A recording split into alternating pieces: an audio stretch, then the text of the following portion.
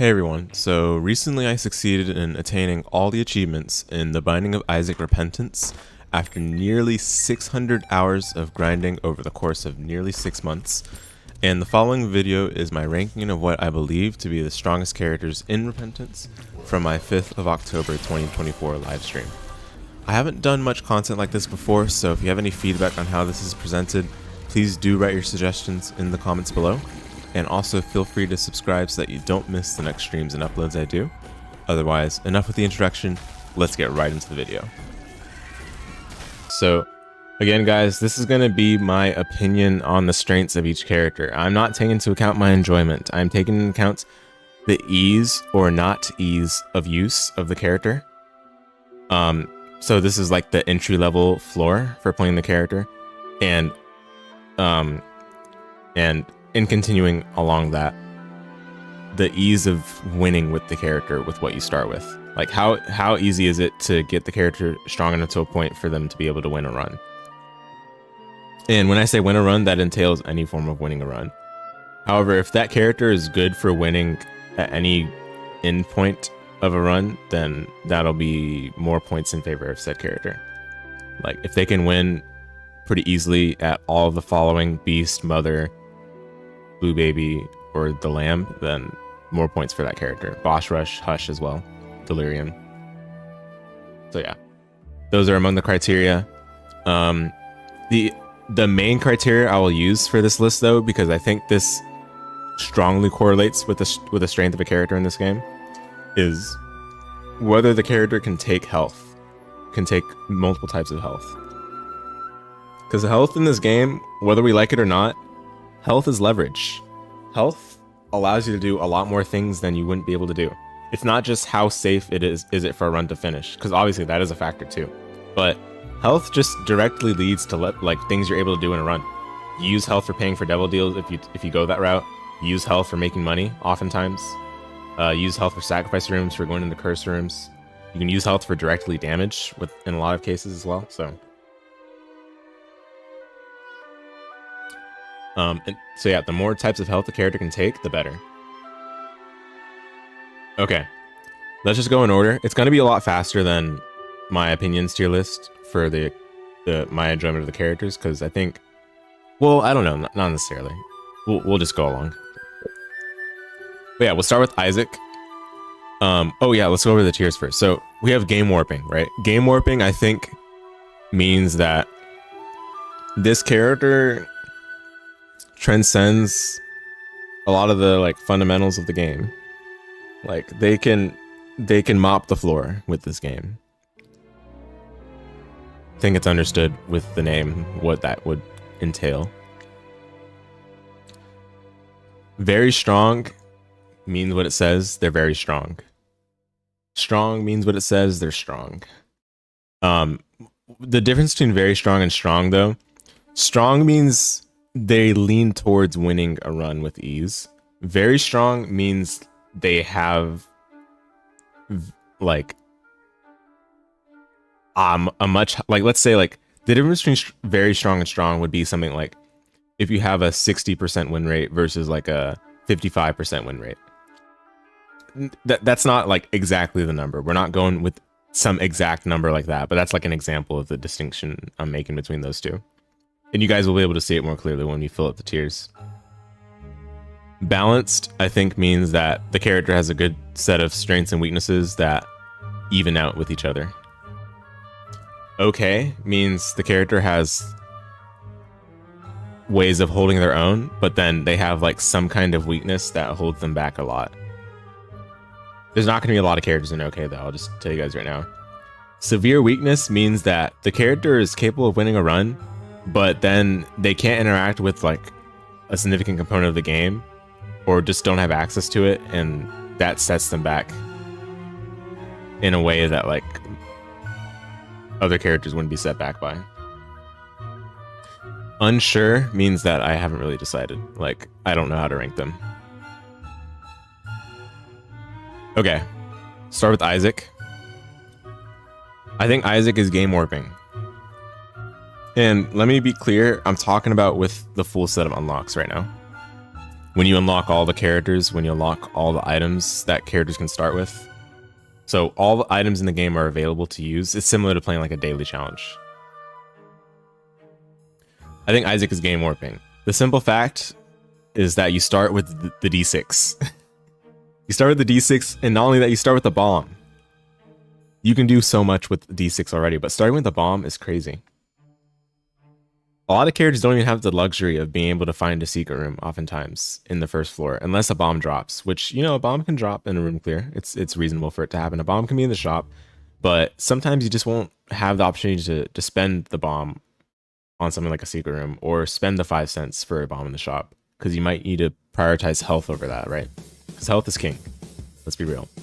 But Isaac, already with starting with a bomb, you just have so many ways to use all the other resources at your disposal.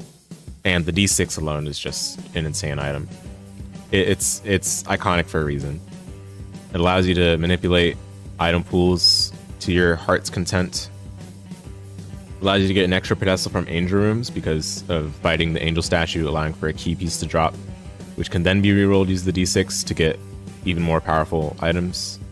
It allows you to, if you find an item that is you consider to be below average, when you reroll, your next item that you reroll into has a higher chance to be something that's better. Because if you're gonna reroll in the first place, it's probably because it's an under average item that you first saw. The D6 start is crazy. Agreed. Yes. Yeah. It's pretty simple for this one. Like, we don't really need to spend too much on this. Like, the D6 is really good. I think it's best used in Angel Room for most of the time, but it can also be used in the secret room if you have a lot of pedestals available. Because I think that's where the D6 excels. Is in the secret room. That is when you have a lot of pedestals where you can overall have a high chance of getting a good secret room item. The one thing that holds Isaac back is that D6 is 6 charges. That's literally it. Like, there's nothing else. He can take all kinds of health. He starts with 3 hearts, by the way. He has good stats. He's literally the baseline in terms of stats. Need I say more? All right, next is Magdalene. Magdalene, to reiterate, starts with 4 red heart containers. Starts with the same stats as Isaac, except for her movement speed, which is slightly lower. And she also starts with a full health pill and Yum Heart as her active item. Magdalene's really good. Magdalene's really good. I don't think she's balanced. I think she's strong. I think the fact that you start with not just 4 red hearts, but you also start with the full health pill and Yum Heart means that the first sacrifice room you find, it's very likely that you'll be able to go the full sacrifice room payout. That means to 10, by the way. That means you go to the full 10 sacrifices. And just a reminder for the folks that are watching, the 10th sacrifice can give you either, I think 30 coins or 7 soul hearts. Both of which are insane. Magdalene usually goes devil deals because if you go angel, you'll run into the problem of having too many red heart containers and it'll start to kind of get clunky. So devil deals work well for her because you already have a lot of red heart containers and you can spend them on things that will develop into a strong run. But because you start with 4, it just allows you to do so much. I already said sacrifices. It allows you to play blood donation machines a lot. It allows you to play double beggars a lot. Allows you to go into curse rooms without too much worry because you have Yum Heart as well. Yeah, Magdalene's strong. The low movement speed is a bit of a worry, but as soon as you get 1 movement speed buff item, then you're in great shape. And the nice thing about movement speed is that getting a little bit of movement speed has a lot of impact on a run because of, movement speed already has like a 2.0 cap, which is not very high, but there's a big difference between even like 1.0 and 1.1. Like if you get 1.10 movement speed, there's a big difference between that and like 1.0. I think she starts with 0.85, but as soon as you get to 1.0, like you already feel the difference. So that's like a really easy downside to compensate for. Okay, next is Cain. Cain starts with 2 red hearts, starts with 1.2 movement speed, starts with, I think, 4.2 damage. Let me double check on that one.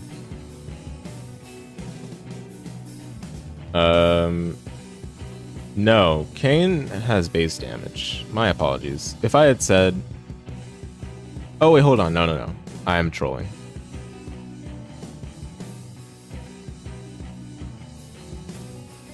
That's why we double check.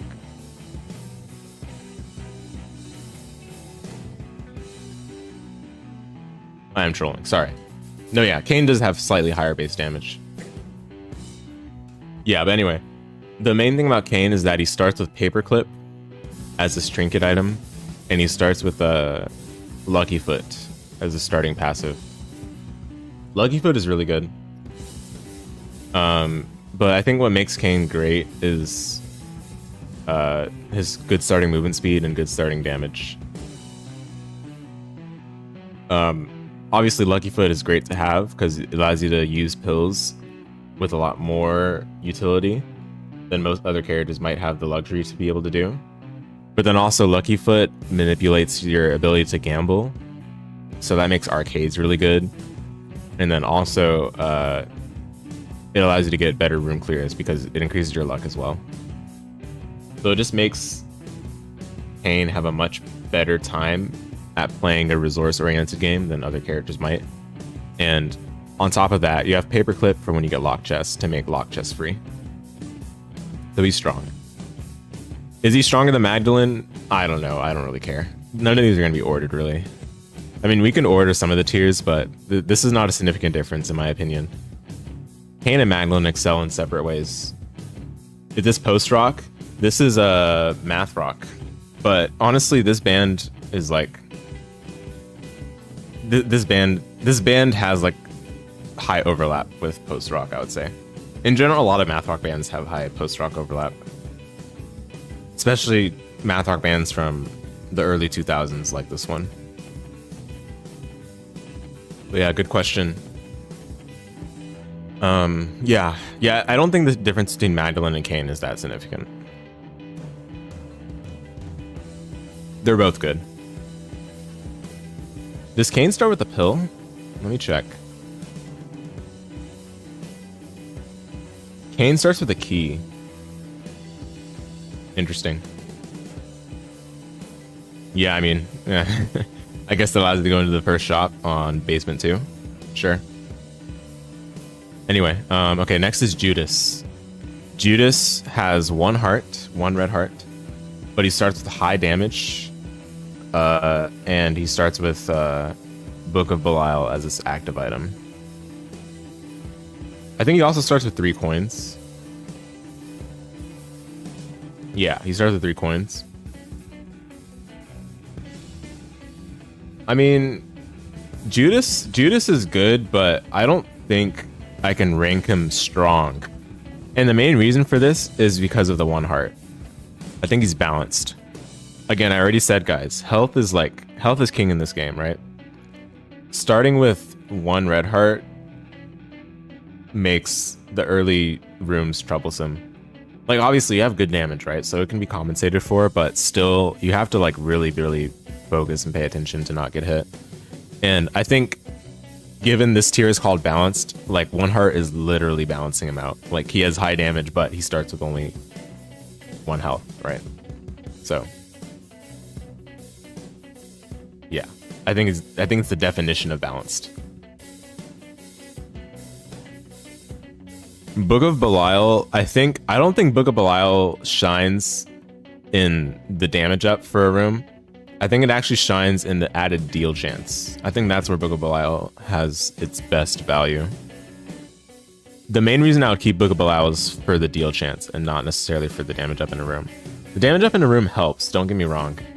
Like, especially for hard rooms or for early bosses, it can help. But I think that tapers off really fast. Like, you gotta start relying on the deal chance more so if you're gonna keep Book of Belial as your active. More often than not, I end up swapping it out. Whereas for like Magdalene and Isaac as well, you keep your actives for a long time. Like Isaac, you almost have no reason to switch off of D6, right? But in Magdalene, Yum Heart is really good too. But for Judas, I don't know if I would keep Book of Belial necessarily. It's really only for like early game.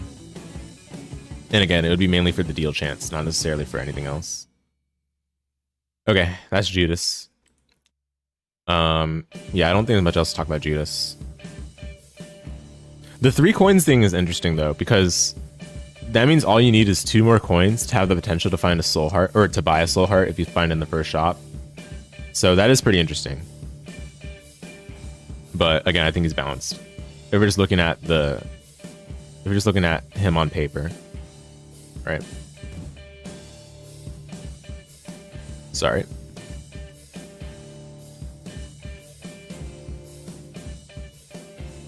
Yeah.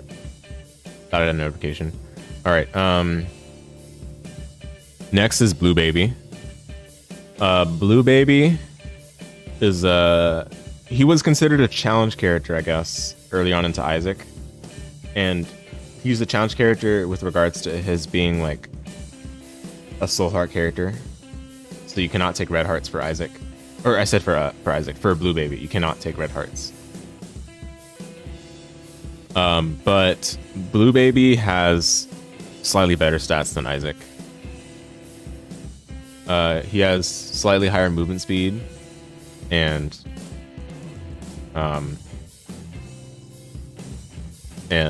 slightly higher effective damage. The other thing about Blue Baby too that contributes to having good like starting abilities is the fact that you have the little larva effect for your poop pickups. For when you destroy poos, you get the little larva effect. So you create a blue fly. Oh my goodness, I can't speak. You can create a blue fly anytime you destroy a poop. And you start with the poop as your active item. So those combine really well. I think Blue Baby is strong. I think this is controversial though. I know he's a soul heart character, right?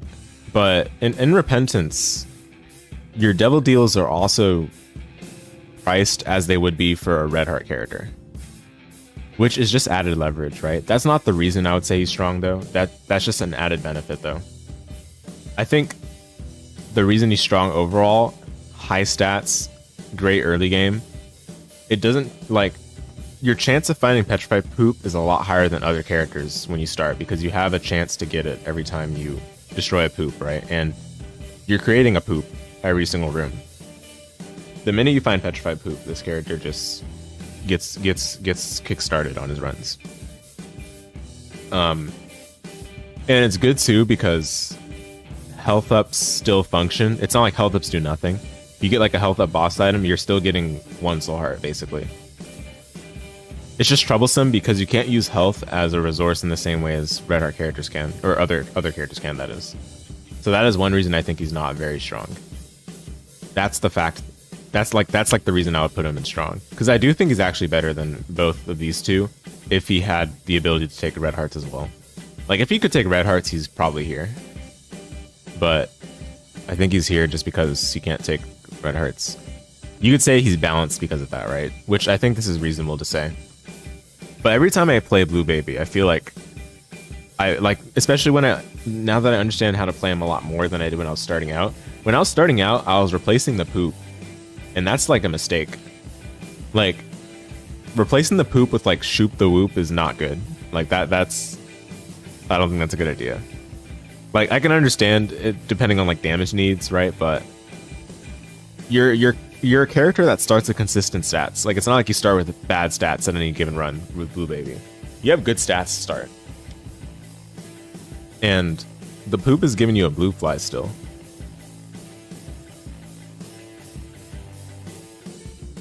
So I don't know. Maybe balance is more appropriate for him, but I do feel like he's pretty strong still. This is one I'm like fine, either tier. But yeah, I'll leave him here for now. All right, next is Eve. Eve is a character that can take any form of health.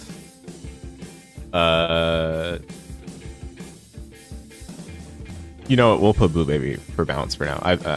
We'll just leave it there. Eve.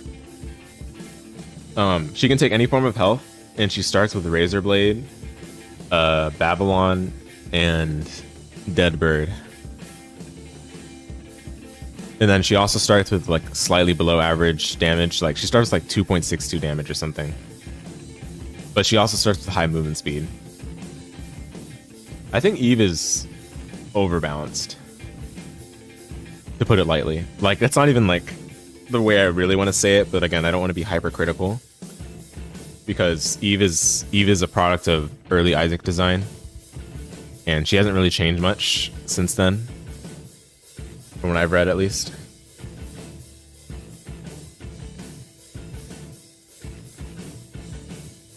Yeah, so sorry, I was taking a sip. So I think given those, I think she's balanced. Razorblade is not good. Razorblade is like good for exactly Eve, and that's really it. And that's not even because of Razorblade, that's because of Babylon. You're trying to get the Babylon effects, right? Because the Babylon effect works differently for Eve than it does for other characters. For those of you who don't know, Babylon gives the Empress effect if you have half a heart or less. But for Eve, that effect is given if you have a full red heart or less. Sorry, I said half a heart. Half a red heart or less. But for Eve, it's online if you have a full red heart or less. But that's like the one thing that keeps her, I guess, functional, I guess. And yeah, while Razorblade does keep that online, that means you have to keep your red hearts low, which means she tends to go devil deals, but I honestly think angel deals are still better for her, which is crazy. Like, you basically just still go angel deals, but then keep Razorblade or keep an item that keeps your red hearts low. I think angels are still better for her. Excuse me. But the way I play her is like, you just use Razorblade early game to have Babylon active, and then as soon as you have a build strong enough, you just basically ignore that. And as soon as you find an active better than Razorblade, you get rid of it. Like, the issue with Eve too is that Ivy Bag is just straight better. I don't want to be like unfair. I know Ivy Bag is just good in general, but like Ivy Bag is just better at doing what Razorblade is supposed to do for Eve specifically. And I think Samson as well, who's the character we're going to talk about next, is just a better version of Eve because he doesn't have to worry about his specific health count. He can just take damage and get damage, which I think was what their idea was for Eve. But again, I'm not a big fan of the developers' insistence on pain for gain, especially with these early form characters where it's just super one note, super binary. Like, you get hit, you get damage, you know, like that's not, nah, I'm not a fan of it. But my opinion aside, which this is still an opinion of course, but I do want to take into account like a more neutral stance for assessing the strength of the characters. I do think Eve is overbalanced. Okay, next is Samson. Samson starts with Bloody Lust. That's it. He also has high shot speed. We talked about this in my previous tier list. But yeah, he starts with high shot speed. His tier rate is slightly lower according to the wiki. But it's not significantly lower.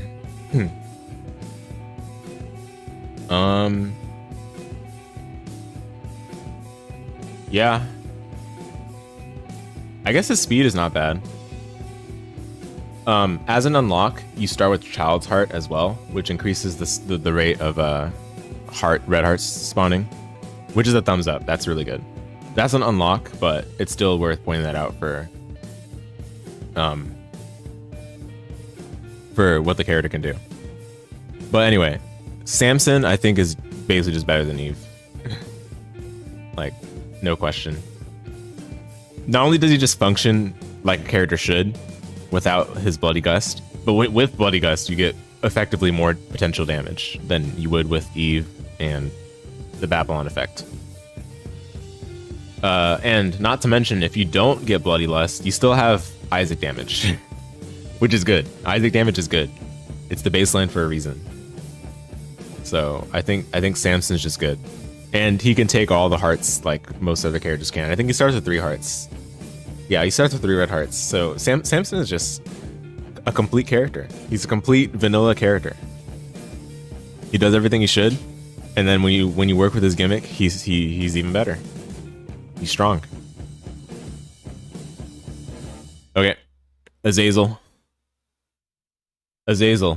Most people rank him game warping or the equivalent on their respective tier list, like the top tier, right?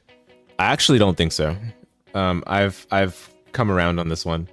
I think Azazel is the king of early game, no question about it. One of the best early game characters for sure. But I think the issue with Azazel is you really have to go hard on range. Otherwise, he has a bit of a problem against late game enemies and bosses. But that being said, I think he's still very strong. Like, you can do no wrong with starting with flight, starting with the full card, starting with brimstone, basically, with shorter range. And it's only, the only reason its range is so short right now is because it got nerfed from what it was in earlier Isaac games. Like, I think in Rebirth, it was like a lot longer than it is right now. And they also, I think they increased the charge time to shoot the brimstone. They increased the charge time for it, so those were nerfs they tried to implement, but I think he's still really good. Yeah, again, you can do no wrong by having flight. I think that's actually what makes Azazel good, is the flight, more so than the brim. The brim is fine, but the flight is really what takes it over the edge. Early game flight is just so good. Not even just early game, but early game especially. There's a lot of locations that are unreachable without bombing into, but then flight allows you to ignore that a lot of the time. Flight gives you easier room clear by far. Rooms were not designed with flight in mind for the most part. There are a couple rooms where they put some troll spike rocks, but then, you know, you get hit by those a few times and then it's like nothing, pretty much. Some of these rooms have tight spaces where it's really hard to clear it ordinarily, but with flight, you just ignore it. I think flight is the real leverage for Azazel. And then we can talk about the Fool card. The Fool card, starting with it, means a lot. It's not just, oh, you get to spend one less half heart on a curse room. Come on now. Come on now. That's not what makes the Fool card good. At least starting with it. The Fool card, if you just want to measure in terms of its value, its potential value is really strong. Using it to be able to farm a mini boss, usually it's going to be is it gluttony? No, not gluttony. Anyway, it's the one that drops Bob's Rotten Head. Use it for that mini boss to farm cards. You can use it for the greed fight to farm for Steam sale or just money in general. You can use it against I don't know, whatever other mini bosses there are that spawn enemies. That's where it's easiest to do. But those are examples of high value expenditures of Fool card. So a lot more than just, you know, minus half a heart for the curse room, right? So yeah, just having the Fool card to start is just so much leverage. It allows you to have a safety measure if you're going for Beast, which does matter. I already told you guys earlier. The ease of completion of a run is factored into these character strengths. Azazel is able to defeat or go to the Beast fight. I said Beast fight. Go through the Ascent with much less trouble because you don't have to worry about Curse of the Maze on Depths 2. You don't have to worry about not having enough bombs for the Marked Skull Rock in Depths 2 to get the Fool card. You can just keep the Fool card and have a guaranteed way at the Beast every run. So that means a lot. Yeah, overall, Azazel is very good. Very, very good. I don't think he's game warping though. Again, I think he's the king of early game, but he falls off very fast if you don't find range ups. And that can very well happen. Like, a lot of boss items do give range ups, but the way people typically play Azazel, like going Devil Deals, I don't think going Devil Deals makes sense. I think you have to go Angel with Azazel. And even Angel items, there are not a lot of them that give range ups necessarily. So it's kind of a struggle if you don't find range ups. But I mean, yeah, regardless, like Brim is still good, Light is still good. You're gonna be like well off for the most part, but I think he's very strong and not necessarily game warping. Lazarus, on the other hand, I don't think the same can be said. I think Lazarus is game warping. Lazarus, by himself is just like a complete character, except for flight. He doesn't have flight. Oh, he doesn't have flight. Wow. Wow, he doesn't have flight. Severe weakness. Oh, flight. Nah, I mean, he has an extra life already when you play him. You hit select on Lazarus on the character select screen, and you see in your health bar that not only do you have 3 hearts, but you have ×1 at the end of it. Like, if we're just thinking about strong, like having an extra life, and this extra life is not just once. It's not, the ×1 is not even correct, because you get that extra life every single floor. So if you die once on a floor, the extra life goes away, but then you go to the next floor and it comes back.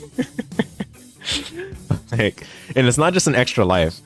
It's an extra life where each time you turn into Lazarus with Risen, you get stats up with Lazarus Risen, and then the next time that you go to the next floor, you keep a permanent damage up for the rest of the run.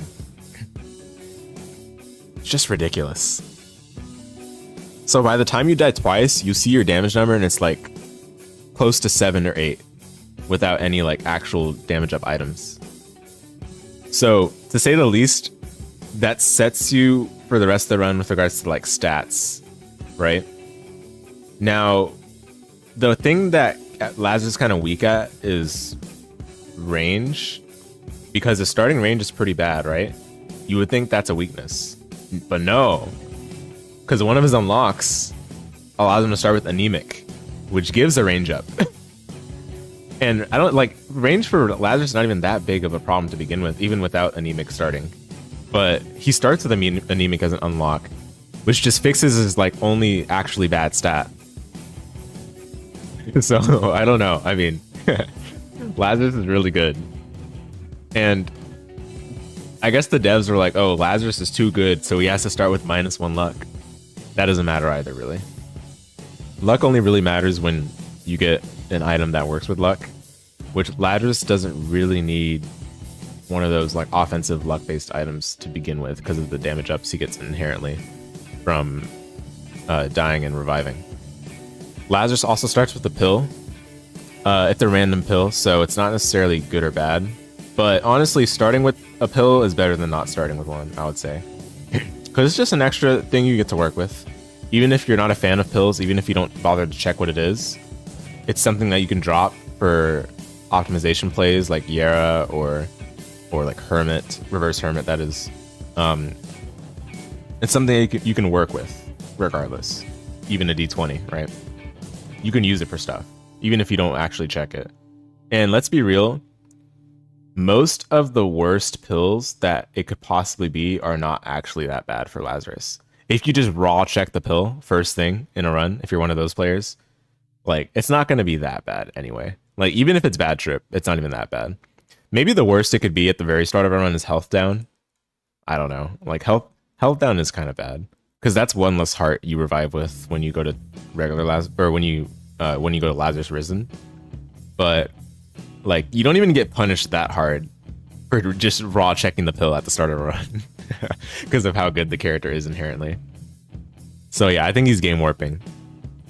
The fact that like dying and using your extra life every single floor is encouraged because of the permanent damage up is pretty insane in my opinion. Okay, next is Eden. This is going to be the first character I'm not really sure how to rank. How, like, you guys have any thoughts on this? How would you even rank a character like this? He's literally random every run. I guess we could talk about like his average run. Like, on average, Eden's stats are probably going to be higher overall, or like, I shouldn't say stats, but on average, like an Eden start is going to be higher in terms of the quality than an Isaac start without considering the D6. But how does that even make sense, right? Like, can we really compare those? I guess you have to think about the average quality of items in the game, and a lot of items in this game are really good. There's hardly any detrimental items. So, given that, I think Eden starts are like usually on the good side, right? But it's a hard thing to measure because you can also start with just one heart, one red heart with Eden. And that's obviously bad. You could also start with really bad stats. Like you can start with like 1.8, 2.5 on your tiers and damage respectively. I don't know how we would rank this. Yeah, tough to rank.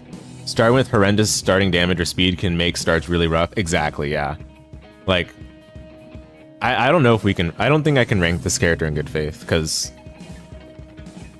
there's just gonna be bias if I say like, oh, but you can start with Sacred Heart. Whoa.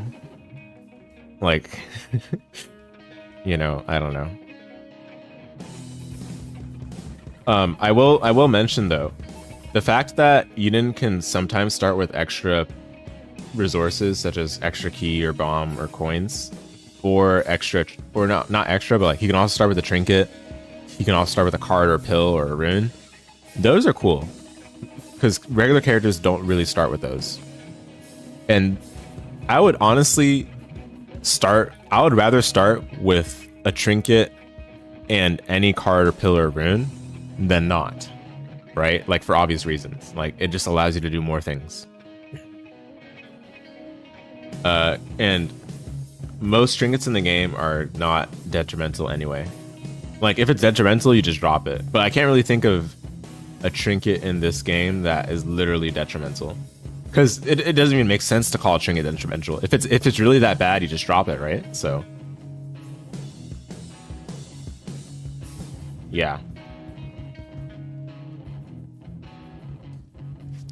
Yeah, not sure where to rank Eden. But the good thing about Eden is that you can basically always make use of stuff in the game, because you can take any type of health. You can, you know, he doesn't have restrictions on what kind of items he's able to use, that kind of thing. Well, unless you start with TM Trainer. If you start with TM Trainer, then you might not be able to take items if you're trying to win, because the items are glitched, right? So there's that. But, you know, I don't think, again, like, how do we rank that, right?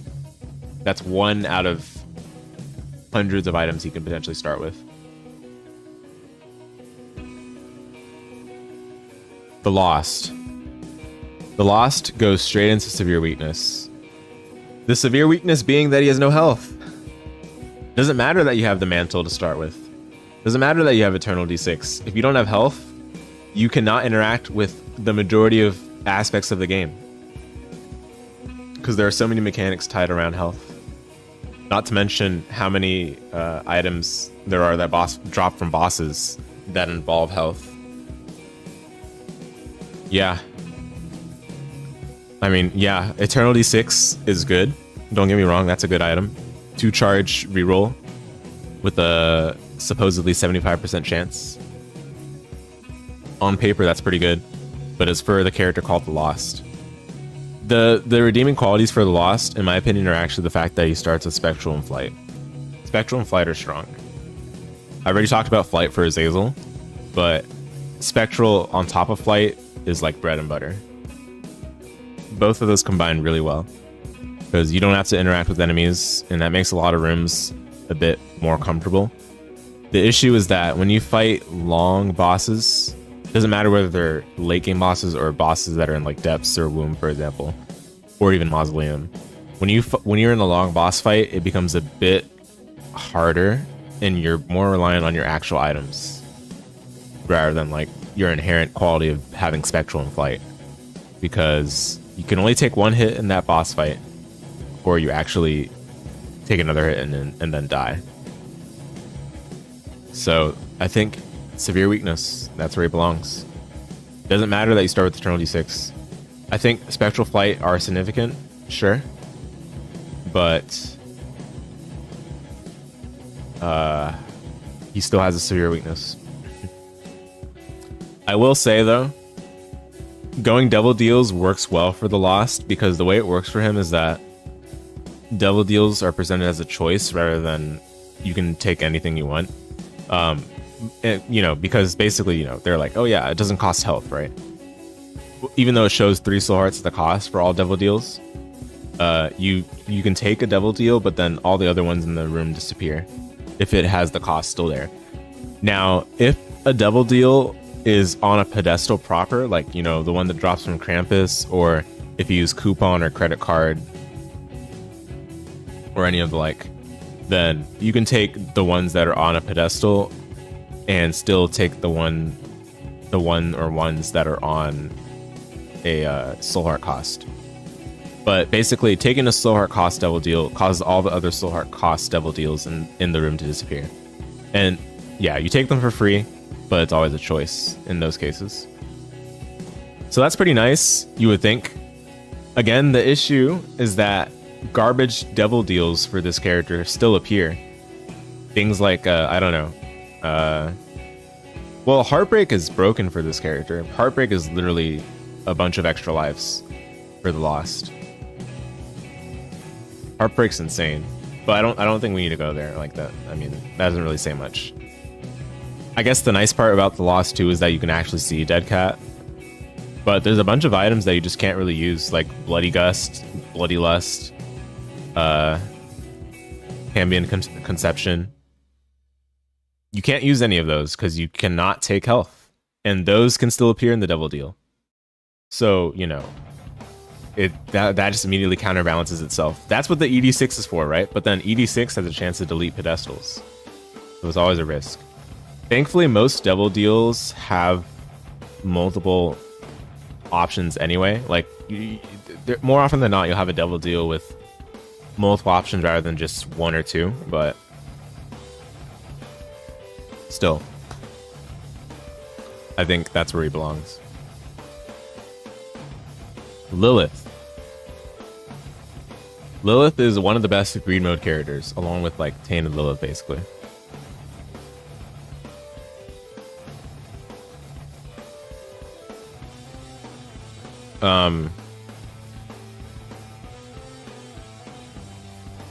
She starts with a box of friends, Cambion Conception, and Incubus. But I think the Incubus is considered inherent. She doesn't start with the Incubus item. She just starts with it inherently.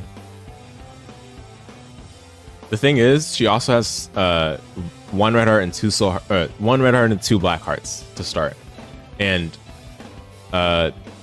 she can take any kind of health. Yeah, I mean Lilith overall is pretty good, I would say. Like even without considering her being the best greed mode character, as like a regular game character, she's pretty good still. She functions, even though she can't like she doesn't really shoot the same way as other characters do because of the way she's like blindfolded. But you know, just got to get a little comfortable with moving with her, and it's fine. Truthfully, it does make pushback a little difficult to leverage though, because pushback is needed for some rooms to keep enemies at bay, and you're not able to do that unless you get Incubus exactly in the line of fire, right? So it does require some preemptive movement to account for that, but I don't think it's a severe enough weakness. I think she goes in strong. I would put her in very strong for the greed mode aspect, but I don't think she's Azazel level. Cambion Conception is good though, I will say. The worst thing you can get from Cambion Conception is like what the what's it called, Demon Baby and Leech. Leech is not even that bad. Leech is fine for Lilith, and Demon Baby is like is fine. It's not like insane, but it's fine. And then the other stuff you can get is like Incubus, Twisted Pair, which are good for Lilith specifically because of the bonus damage you get. Those kinds of things. We can check the other stuff that you can get from Cambion Conception. Let me just make sure.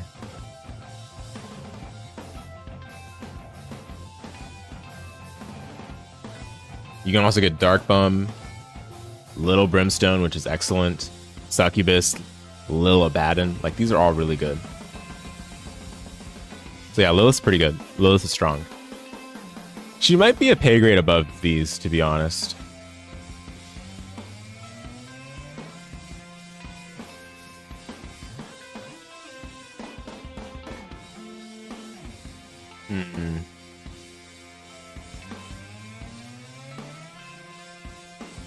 I'm gonna leave her here for now. Because I don't wanna get caught over the Cambion conception specifically. But I mean, she's still pretty good. The thing is, you're just gonna be getting rid of Box of Friends a lot of the time in regular runs. So I think that doesn't necessarily go in her favor. But everything else about her is pretty good. Okay. Next is Keeper. Keeper, so he's a coin heart character. We already talked about that in the previous tier list, but coin hearts are not good. The nice thing about coin hearts is, yeah, you can use money as health, but like the main reason why that's even good for Keeper is because of starting with wooden nickel. And wooden nickel has a 50% chance to give you a coin. Yeah, I think Keeper's okay. The thing about Keeper that's weird is that your stats are, for the most part, terrible compared to Isaac. I think the only stat that he has that's better, technically, is like damage or something. And that's because he has 3 shots, mostly. You shoot 3 tiers at once. But like, the fact that you don't have actual health, you have coin hearts, can be a little strange.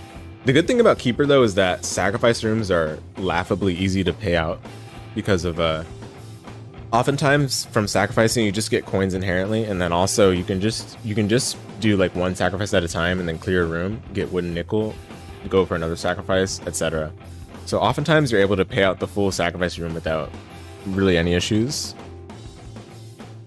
But in long boss fights it can be tough because you might have only 1 chance to get an extra hit with wooden nickel. Again, not even guaranteed. Otherwise, you can only take up to 2 hits before the 3rd hit kills you with Keeper. And again, his starting stats are so weird. Like, you start with less movement speed, less luck, less tier rate, all compared to Isaac. Let me see what else. I think it's all of those though. It's so weird. Like, Tainted Keeper's not even like that. But for some reason for Keeper, they're like, yeah, let's just make all the stats, like, just worse. Yeah, so the damage is higher, but then the tier rate's lower, the movement speed's lower, the luck's lower. But then apparently you start with the bomb and a coin. The other thing about Keeper too is that you start with the, not just the wooden nickel, but you also start with store key, which makes going into shops free the trinket that lets you go into the shop for free. I mean, that's fine, I guess. Whatever. The thing that keeps Keeper like redeemed in my eyes from not being severe weakness tier is the fact that you can use coins for devil deals instead of your hearts. Apparently before like Repentance, and I shouldn't say before Repentance, but like earlier on into Isaac's lifespan, Keeper had to spend hearts on devil deals, which just makes no sense. Like, what were they thinking? The change to make it cost coins really helped out this character function. But yeah, I think he's okay, strength wise. He cannot take hearts, so by definition, he cannot be balanced. He can hit. I think he has to be lower than balanced automatically. All hearts for this character turn into blue flies. I mean, blue flies, don't get me wrong, blue flies are good, but the extent of what you can optimize per floor is reduced greatly. Like, you can't really use blood donation machines unless you have the Swallow Penny trinket. Like, Swallow Penny makes it way safer to play blood donations, but it's still pretty risky. And honestly, it doesn't make sense a lot of the time, because they also reduce the chance of him getting coins on blood donation machines. So yeah, it's just like, I don't know. I think Keeper's not good. Apollyon starts with a void. Otherwise, he's basically Isaac. I think that makes him very strong. Isaac's stats are already good, and then he also starts with the void, which is also a very good active item. The only thing about Apollyon that's probably worse than Isaac, is the starting health is 2 hearts instead of 3. Wow, 2 hearts instead of 3. What a significantly bad downside. Nah. The only reason Isaac gaps Apollyon is D6 versus Void. Basically. D6 is super, super good. Void is also super, super good, but not as good as D6. I mean, that's about it. I don't want this to become I talk about Void. We already know how Void can be used. Void can be used for taking in active items. It can be used for stats. It can be used to check blinds without risk. Yeah, I mean, Void is Void. It's a good item. But as it turns out, the way Void is, you gotta basically keep Void the whole run. And that's how Apollyon functions the best. It's kind of sad that it works like that, because... Yeah, because Apollyon doesn't really have any distinguishing characteristics. So, you're basically forced by the devs to keep Void the whole run. Otherwise, are you really playing Apollyon? No, I'm kidding, but anyway, you guys get it. I think he's very strong still. Okay, next is the Forgotten. So, the Forgotten, he's basically 2 characters, right? He's the Forgotten and the Soul. The Forgotten is a Boneheart character, and is melee based. The Soul is a Soul Heart character, but he plays like the Lost. The issue is that it's actually not 2 separate characters, because whenever you transform into the Soul, you're not actually playing the Lost. You're playing, well, I mean, thankfully you have health, right? So that's better. But you're chained to wherever you left the Forgotten at, which unfortunately limits how you can use the Soul greatly. Now, I will say, the Forgotten has really good early game, because the melee attack shreds through early game enemies. And Bone Hearts are strong, right? Bone Hearts are great, but the thing is, Bone Hearts are best when you can use them in tandem with other kinds of hearts. And the Forgotten can only take Bone Hearts. So that's a little rough. But it's nice, because your HP bar is a lot higher, technically, than some other characters might be able to fit in the same number of heart containers. But at the same time, you can only take Bone Hearts, right? All the soul hearts go to the Soul, and you cannot transfer any of the Soul Hearts to the Forgotten, right? So that's a little rough. The nice thing, though, is that the Soul can go... Excuse me. The Soul can open the Mausoleum door for free, which is super cool. Like, that's like a nice little tidbit about this character that I think is worth noting. The Soul can go into the Mausoleum door for free, which makes going to Mausoleum a lot less stressful than it would be otherwise. I mean, it's not a big deal anyway, because spending, or not spending, but paying for the Mausoleum door tax with Bone Hearts is not that bad either. Like, not literally the Bone Heart, but like, you know, you spend the red heart that's inside the Bone Heart. That's also not bad anyway, so it's like, whatever, but you might as well make it free, right? Anyway, I think the Forgotten is balanced.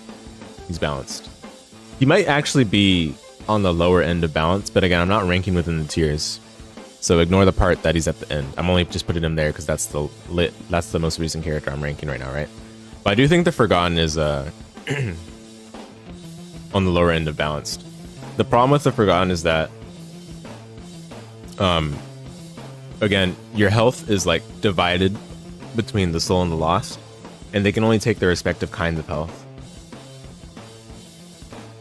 And the Forgotten himself isn't like compatible with every kind of item.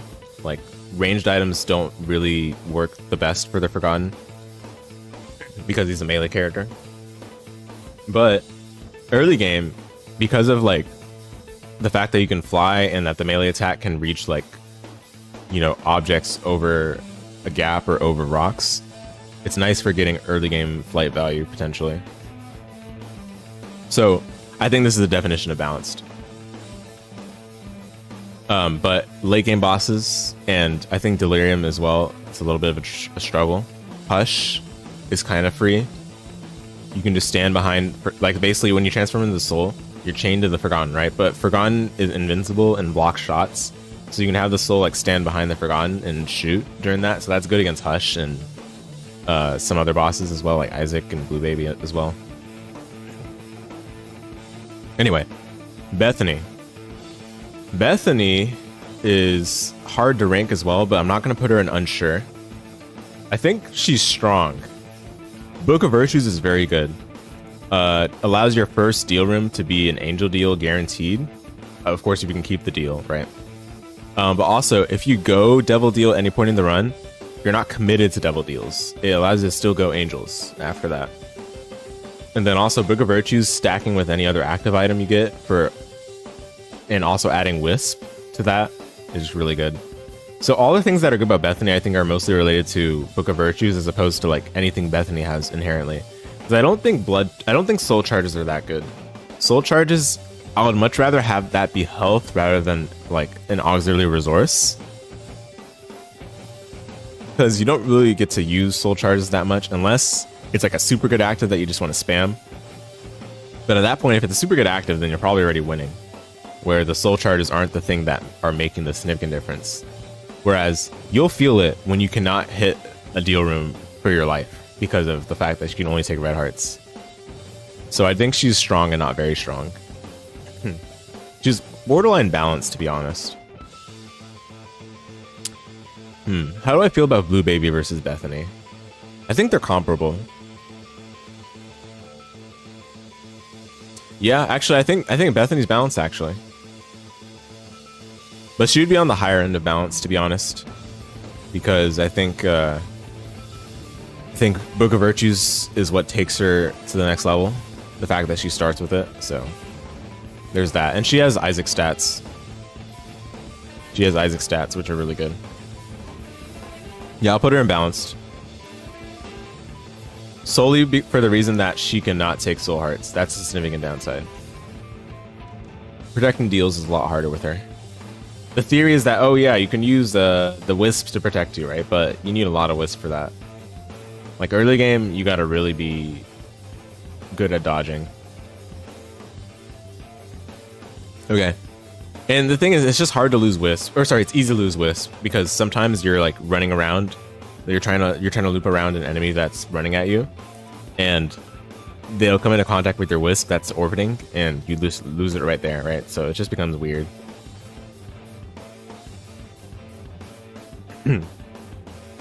Okay.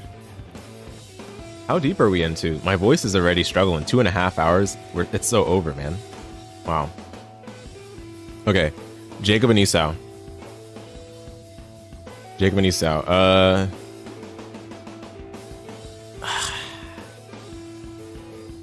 I was gonna put them in balanced, but I'm actually not sure anymore. Our balanced tier is looking pretty good.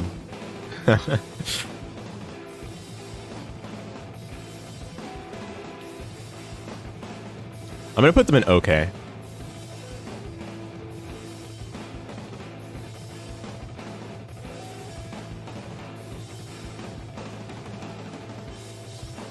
The issue with these two is not anything that relates to like their ability to finish a run, other than the extra hitbox. Really, that's it. It's the extra hitbox. You have to go hard into health, specifically gathering health, to compensate for that. Thankfully, they have no problem getting health because they can take any type of health. Both of them can. Jacob starts with 3 red hearts. Esau starts with a red heart and a soul heart. Jacob starts with like stats that are kind of comparable to Isaac. Esau starts with higher damage, but I think less range. Something like that.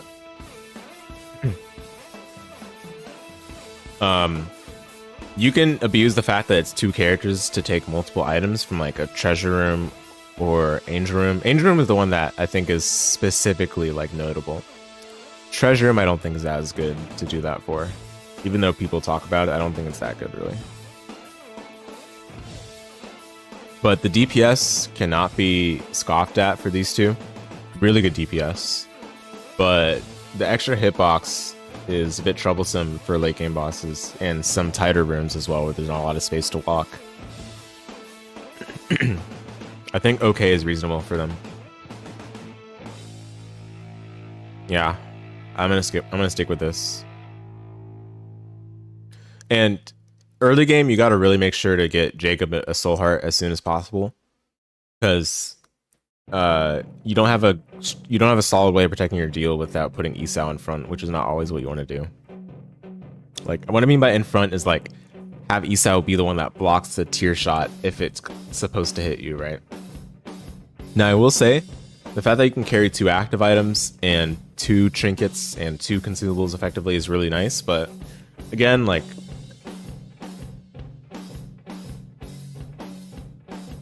you have to deal with the extra hitbox, which is not good, to say the least. And that is the last base character. Let's kind of get through these Tainted characters while my voice is still good. We'll take a short break after that before we continue to the other tier list. Tainted Isaac. Very strong. I think he's game warping. I've already said this in the previous tier list when I gave my thoughts on the enjoyment of every character in the game, but Tainted Isaac being able to have 2 options for every single pedestal is crazy. You're just bound to get a powerful run every time you play this character.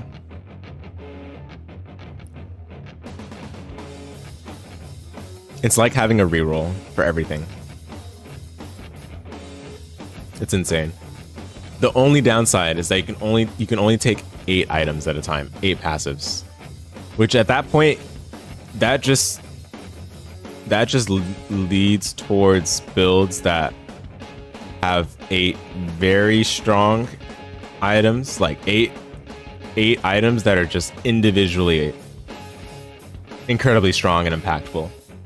But that's not a bad thing if we're talking about character strength, right? Like, it just kind of leads to builds not having like a ton of synergies between each individual item. But if you're just having like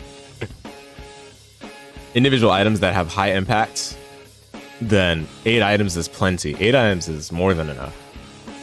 And you get 2 choices for everything. So like, you're bound to get good stuff for every single time that you get to pick up a new item.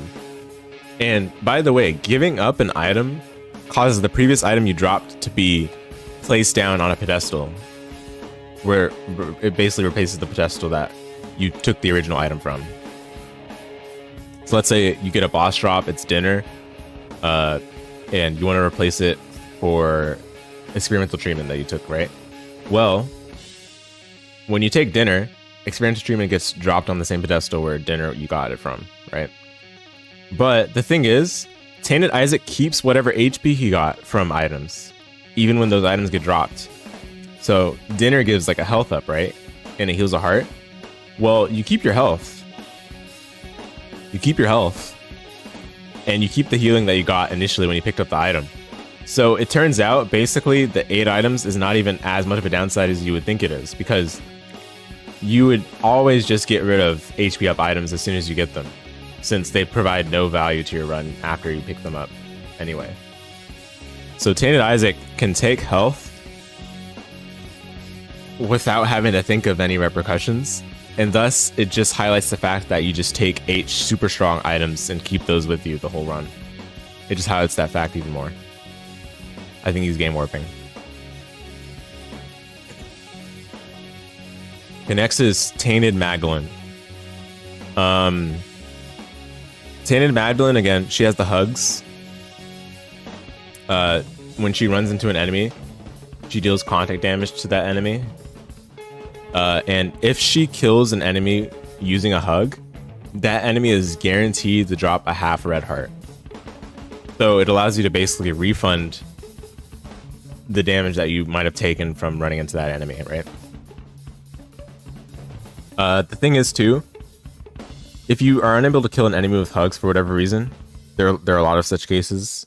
But if you're not able to do that, you can still get a half red heart dropped from the enemy if you just shoot at that enemy. It just has a chance to do so instead of being guaranteed. So, but if you do that method and you get the half red heart to drop, then you get a net refund of your health. Like, you basically get like your health back, like +1 health back, or plus half a heart in this case. which matters a lot because for Tainted Magdalene, her health is gradually draining, specifically her ephemeral hearts, of which she starts with 4. And any hearts that are beyond her first 2 red hearts are considered ephemeral. Or I guess any hearts that are beyond her first 2 heart containers, rather. They're considered ephemeral.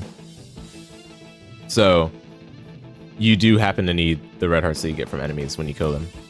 But that being said, she is so strong. Early game, she's a menace.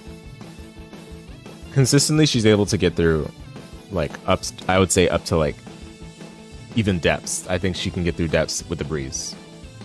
Womb is where you start to have problems if you rely on the hugs. Because in Womb, you start to take double damage, right? You start to take 1 full heart for every, like, hit, basically. That's when you need to have a better game plan. That's when you need to have a real build.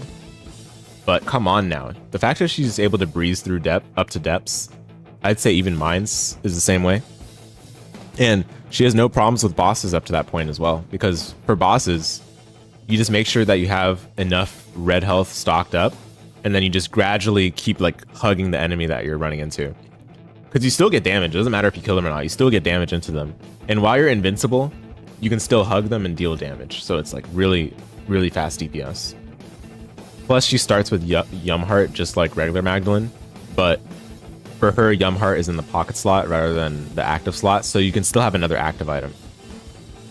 Overall, I think Tainted Magdalene's really good. And I failed to mention it too, but anytime you take damage to her ephemeral hearts, it does not count as damage that reduces your deal chance.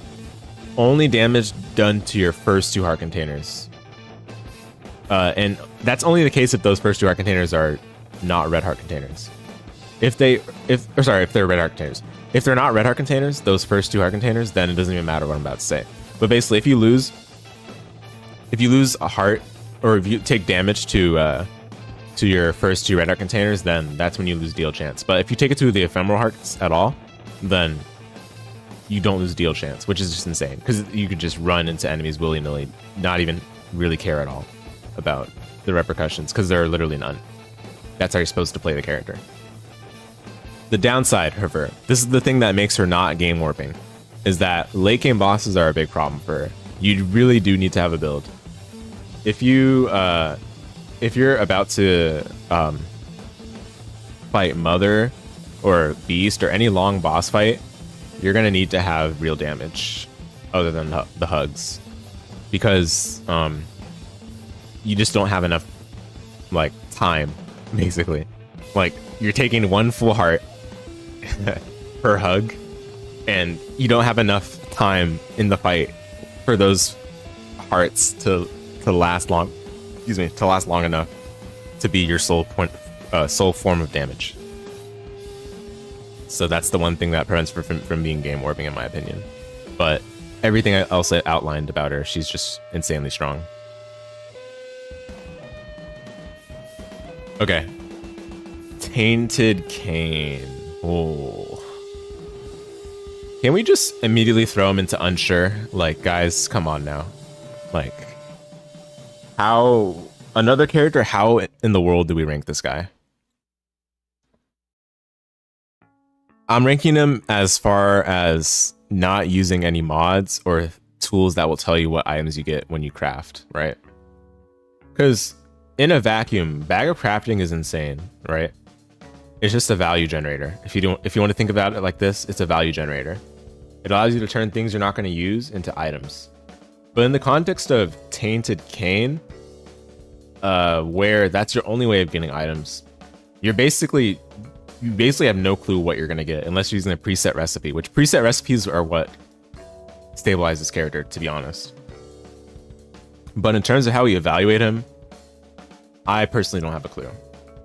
I guess we can say that like his early game is really good because you can get consistent bombs with him by taking pedestals, and when they get destroyed, they have a high chance of getting bombs, right?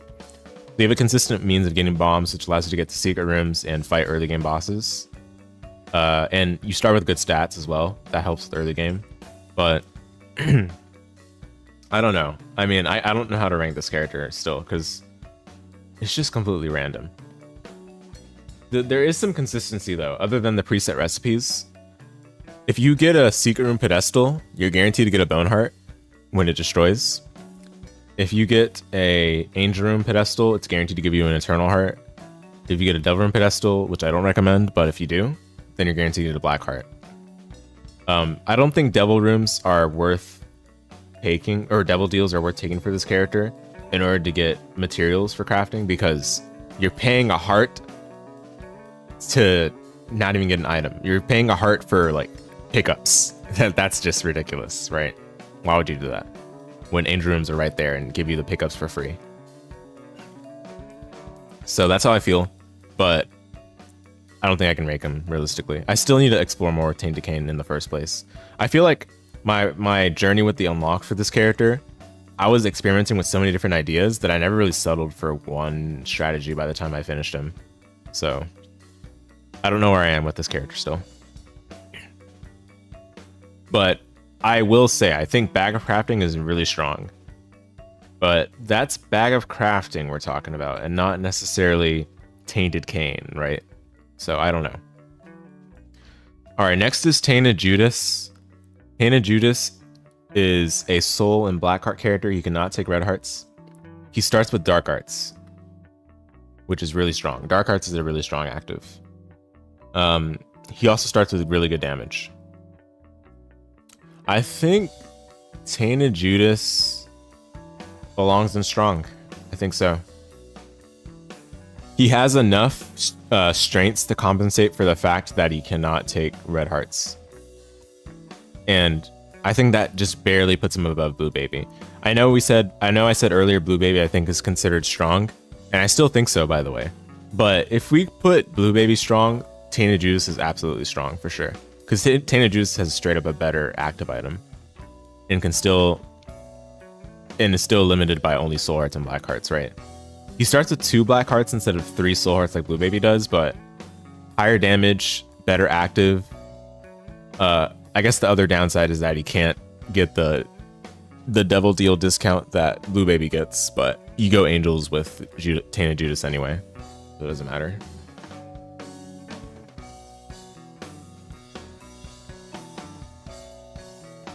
Yeah, not much else to say. Dark Arts is good. And that's in a pocket slot, by the way. So you can still take a real active item, which is insane. Like, that's the nice thing about a lot of the Tainted characters. They get a good active, and they get to actually use it for the whole run. And that's what I love about the Tainted characters too. It's like you can form like a real solid identity with them without it just being, oh, this character starts with this. Like, you can still build a run that's like kind of unique without feeling like you're departing from the actual like core foundation of the character, because you get to have like the pocket slot actives, which I know the devs were starting to do more with the Repentance characters, right? So I like that. But yeah, okay. So next is Tainted Blue Baby. Controversial placement for this character, but I think people sleep on this character. I think he's really, really strong. I think he's up here. I legit think he's up there. I think he's better than Blue Baby. Blue Baby already has pretty good stats, and he has the poop and the little larva and all of that, right? He's pretty good stats on top of that. Tainted Blue Baby has only slightly worse stats. Like, I think he like moves slower. Let's check it right now. I think it's only that like he moves slower and has worse tier rate, and that's it. Let me make sure though.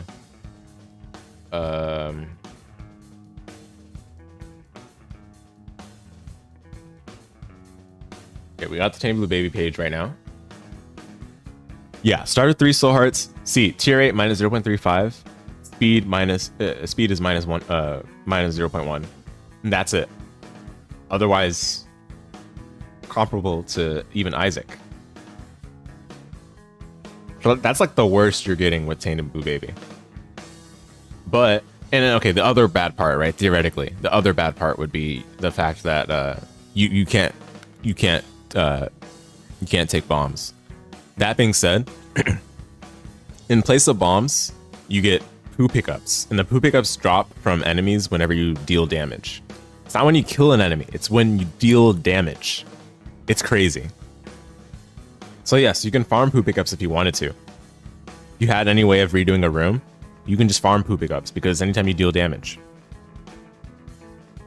And poo pickups are really easy to cycle through. They give a variety of effects, allowing you for like bombs, explosive diarrhea effect, basically. There's like a gas cloud. There's a fire, like a fire thing similar to like red candle. Yeah, there's a variety of effects. There's even a hallowed ground, which is not great, but it's there. It can be used. But it just makes this early game so good. And because the early game is so good, and it's consistent as well, it just allows you to have so much stability for late game. I think even against final bosses, he's really good. Because if you really have nothing else, you can legitimately just use your poo pickups for combat. Just cycle through them. Similar to like cycling through like a deck in Yu-Gi-Oh! Or something. You just cycle through your best stuff, and even if the stuff is bad, you just use it right away. Like, if it's like just the regular poop, you throw it at the enemy, and you'll still do damage to the enemy and the boss. It's not going to be a lot of damage, but it's still good. And eventually you'll hit the bomb, which can break through boss armor. Eventually you'll hit the fire, which does a lot of damage per tick.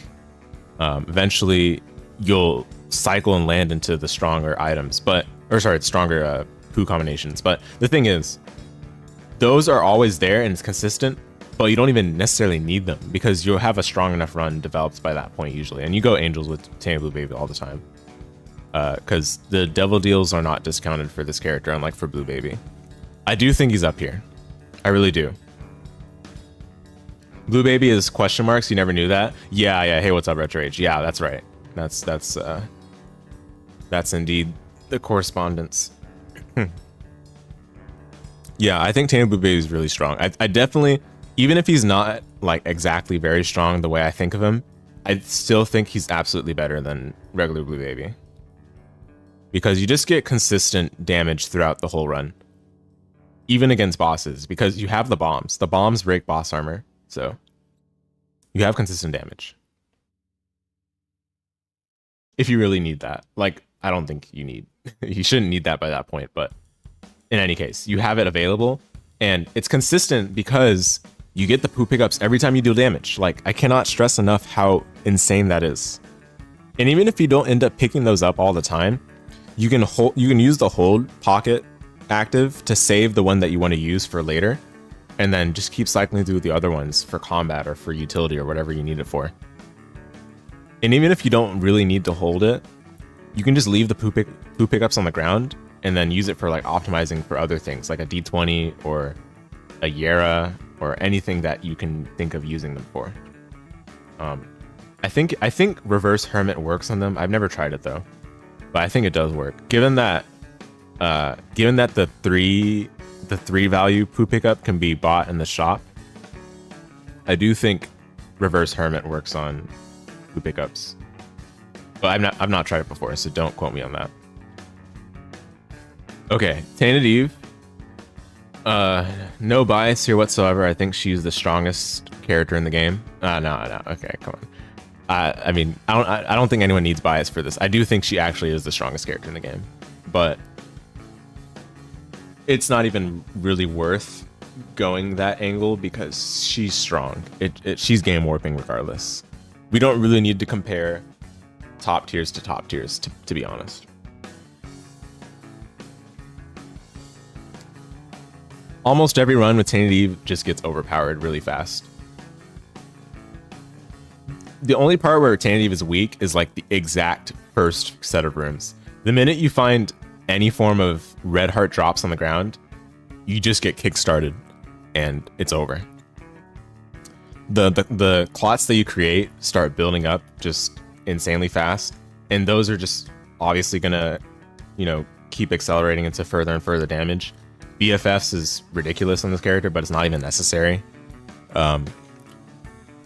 Sumptorum, you don't think of Sumptorum just as the sacrifice utility. Or sorry, you don't think of it just as the damage. You think of it also as the sacrifice utility. Because you're basically stocking red hearts to use anytime you want. This is a character you want to build red heart containers for, which means you want to go angels, right? But that also means it never pains you to take more red heart containers. Like sometimes you're like, this is too many red heart containers. You might think that for other characters.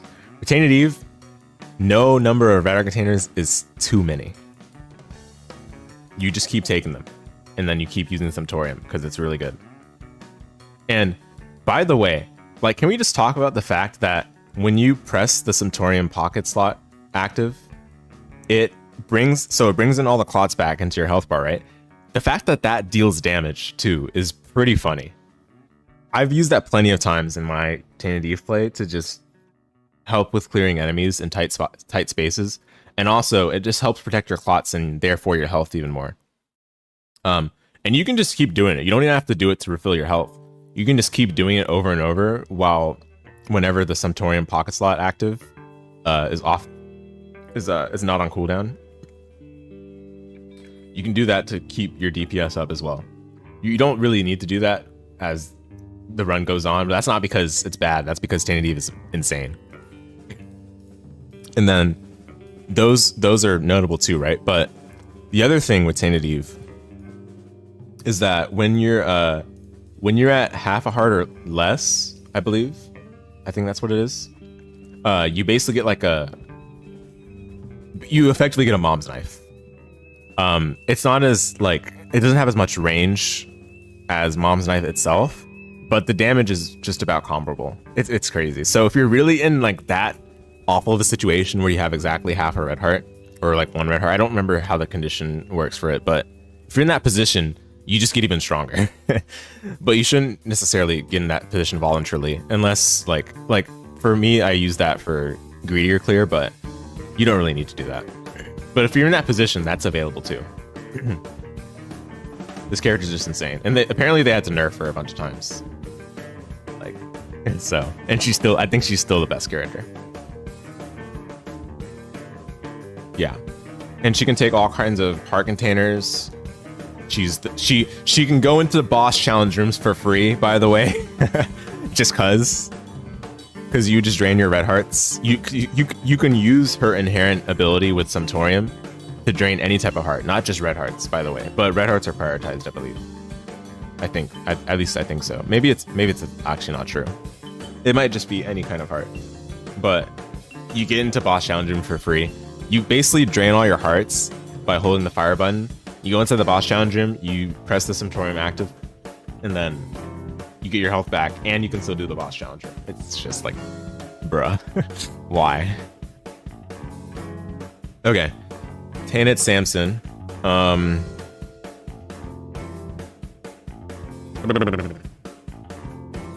Tainted Samson is honestly pretty good. As much as I hate the character, he is pretty good still. I mean, you just get Berserk every so often. And Berserk is good for clearing rooms, for reaching inaccessible stuff. Pickups, usually.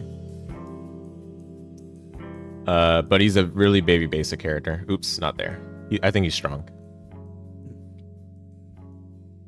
He can take any kind of health as well. But there's not really much to talk about Tainted Samson anyway, with regards to strength. Late game bosses, it's a little bit awkward, because if you have a strong build, you still have to be able to use the build you still have to be able to use the melee attack around your build, which can be weird. Because, you'll go into Berserk involuntarily, right? Yeah. But as long as you can deal with that, it's fine. I think Tainted Samson's still strong. Alright, Tainted Azazel. I think Tainted Azazel is on the same level, to be honest. I think he's also strong. I think he's worse than Azazel. And it's for the simple reason of not having flight. I don't think it matters that regular Azazel has infinite range Brimstone. I think not having flight actually just makes them one tier lower. The Brimstone being thin doesn't even matter either, in my opinion. They could do all they wanted, but no flight is a lot worse than regular Azazel, in my opinion. Again, not much else to talk about Tainted Azazel. He has I think he has pretty average stats or something. I don't know. He can take any kind of heart containers. Yeah, I mean, not much else to say. Tainted Eden. Straight to unsure. Same deal as regular Eden. How do we rank him, right? Random items to start, random stats, random stuff. But then on top of that, you have the reroll stuff when you take damage. Now, obviously, the reroll stuff when you take damage can be manipulated using the D4 bug. And yeah, that allows for some form of consistency, I would say. Some form. The consistency being that, yeah, you can play for Angel Pool, you can play for Boss Pool, and you'll always get something good, right? But I think, actually, the main issue with Tainted Eden is the inconsistency of health. Like, the way to play Tainted Eden safest is to keep your health, like, kind of relatively balanced between red hearts and soul hearts, and also keep it balanced between, like, I would say 7 to 8 heart containers in total. Because the issue is that if you have too many heart containers, they get overlapped and overridden by potentially items you get newly rerolled into.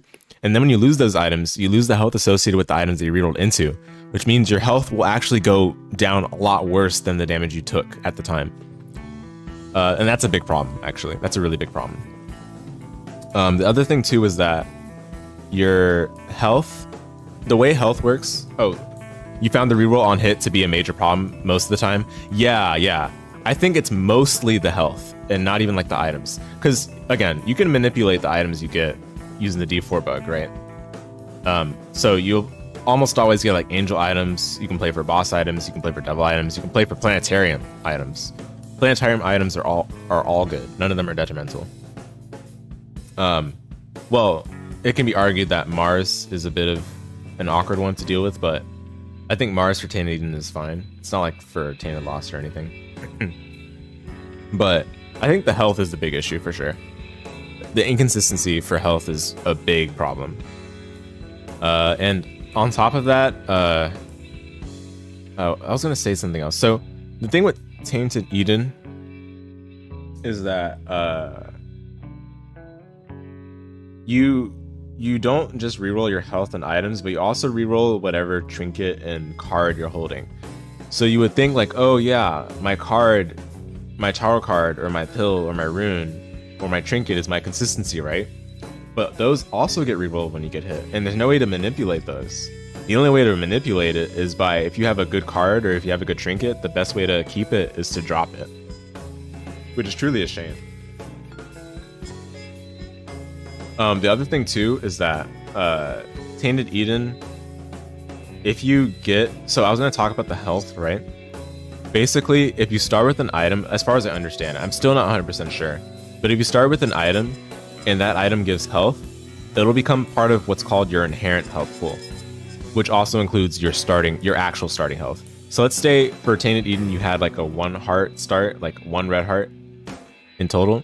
That's your inherent health, which won't get rerolled away. Let's say you also started with ceremonial robes as your starting item, which gives you 3 black hearts. That also becomes part of your inherent health, so that won't get rerolled away even if you lose ceremonial robes when you get hit. However, for boss items, let's say you pick up like dinner, let's say you pick up supper, let's say you pick up I don't know, any of the other health ups, or anything that gives you hearts that are not like +1 heart. I don't know how to describe it, but basically if you get something that gives you like health as part of its effect, then you lose that if it gets rerolled away, which is horrible. Like, that actually just makes things awful for the character. And it's just so inconsistent, right? Like, of course, there's the manipulation you can do. Hey, what's up, Juan? Hope you're doing well. There's a manipulation, right? But again, it just makes you have to like exactly like balance out your health in a weird way, which doesn't necessarily become desirable, especially when you start taking 1 full heart for points of damage taken after and womb and after. So for long boss fights, especially for Delirium, by the way, Delirium is rough for Tainted Eden unless you like insta-kill him. If you insta-kill him, then you're fine. But if it somehow gets a little longer where you take a couple of damage, you keep rerolling your build, and then you lose more health than you actually had, then it becomes really rough. And that's not just for Delirium, that's for potentially other bosses like Mother, like Beast, even sometimes the Lamb or Mega Satan. Like those can also be tough for Tainted Eden. Now obviously by then you should hopefully have enough items that where, you know, you get your angel rerolls and it should be stable to deal damage, but like still it's super rough if you take any hits. So I mentioned so many things about Tainted Eden that are bad, but I don't know how to rank him still. Because obviously D4 Bug is super strong. D4 Bug is what would probably theoretically make him better than regular Eden. But regular Eden is also just consistent once you ease into the run. Obviously, it's kind of weird to say consistent because you start with random stuff, including stats. But at least your run is like the same throughout the individual run. Whereas Tainted Eden, your run can change midway through the run, right? And you have to quickly like be aware of what items you have in that situation. Like your tiers can change, your method of combat can change. Like you can suddenly get Ludo after having like regular tiers, or you can suddenly get Spirit Sword after having homing. You know, or you can suddenly have like Brimstone, right? And you have to like pay attention because now you have a charge bar. It's tough, but I'm not gonna rank him. I'm not gonna rank him.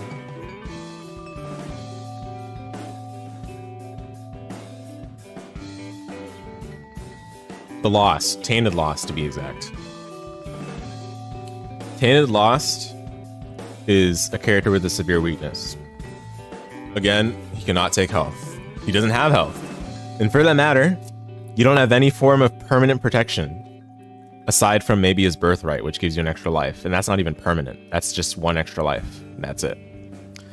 Your protection is your holy cards. You start with one holy card, but throughout the run, you also have a 10% chance for any given card to be replaced by a holy card. So yeah, you do have a couple chances of extra hits if necessary. The thing is, you kind of have to go out of your way to look for extra holy cards. Sometimes they'll be in the shop, yeah.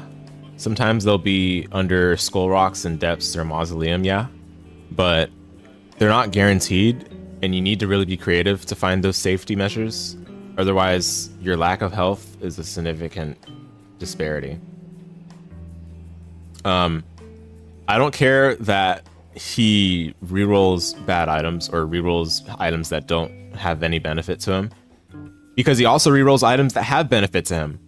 You literally can't find Holy Mantle. You literally can't find Dead Cat without Spin Down or without Death Cert or without something that just inherently creates them. You can't find them naturally in a run. And those are beneficial to him. But because they're not considered offensive, you can't have them. Because those would be like forms of health for him, right? Or anything that protects you from taking a hit would be a form of health to him, but you can't have those. So that's a significant downside. He has a severe weakness. I don't care that he gets really overpowered runs a lot of the time. The fact of the matter is that he has a severe weakness. And there's a reason why Tainted Lost Shrinking is considered to be like a thrilling component of playing Isaac competitively, right? Because streaks are hard to come by with this character. A lot of times people have their streaks ended around the 20 mark because it's just hard to keep consistent wins. So many rooms, so many enemies are not made for the world that Tainted Lost lives in. There was a room I saw in Depths. I was watching a streamer encounter a room in Depths, and there's like super high density of blue womb enemies in that room. And I'm like, how does Tainted Lost do this room without getting hit? And it's like, yeah, just have another holy card, I guess. Like, come on now. I don't even think there's a way to insta-kill the enemies in that room unless you're like already mega overpowered. Thankfully, that room is not very common. But there are plenty of rooms that are still kind of easy to get hit in. So, Tainted Lost goes there. Now, maybe some of you are curious, do I think Tainted Lost is better than the Lost? It's hard to answer that one because the Lost has consistent protection. You get an extra hit per room. Tainted Lost gets better items and overall gets more overpowered more quickly, but you can also take fewer hits on average in a run. I think they're about the same in terms of strength. But Tainted Lost is much more thrilling to play and to watch, so I guess there's that, but that's not really accounted for in my ranking. So I think they're about the same regardless. Alright, then next is Tainted Lilith. I'm just going to immediately put Tainted Lilith in very strong. I'm not really going to elaborate much on her. She has probably the best early game in the game other than Azazel. Her early game is insane. Her early game is, she just literally, she doesn't even walk up to enemies. She just like, I don't know. How would you convey this? Like, you want to fight, and then 1 second later, the enemy gets punched by Jello, and they're dead. Like, the enemies don't even get to fight in early game. It's just so free. Even by late game, you can kind of get away with just using Jello the whole time. Like, I'm not saying you don't need items. You do need health with her. You do need some upgrades to make things easier, but she's just so powerful. I think she's better than regular Lilith for sure. Even in greed mode, I think she's better. That might be a hot take. I think she's better in greed mode as well. Greed mode is all about filling the screen with a bunch of enemies all at once, but enemies are usually low health.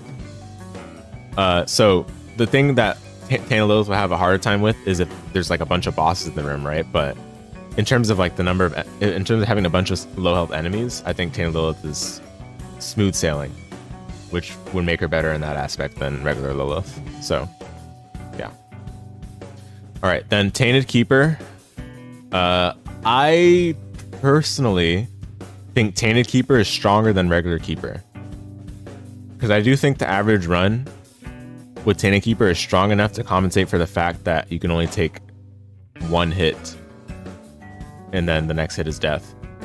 Because the thing is, killing an enemy, as long as you're not killing an enemy that spawned or killing an enemy in a room that you've already cleared, or you're not killing an enemy again in the same room, then you're gonna get back the health right away if you can get to the coin, which most of the time you're gonna be able to get to. The problem with Tainted Keeper is boss fights, but regular Keeper also has that problem because you're not guaranteed to have an extra point of health with Wooden Nickel. So if I had to like break the tie in another way, it would be with the quality of strength of runs, which I think Tainted Keeper's runs on average are stronger than regular Keeper because of how shops are. Shops are super good. And in terms of devil deals, you're making so much money, right? You're going to have a lot of money to be able to buy devil deals almost all the time. Whereas regular Keeper, not the case. I think Tainted Keeper is stronger than regular Keeper. But again, I'm not going to order these. I'm just going to put them the way they are. But just to be clear for those of you that watch the VOD or watching the stream, you'll be rewarded with a proper explanation. And yes, I think Tainted Keeper is better than regular Keeper.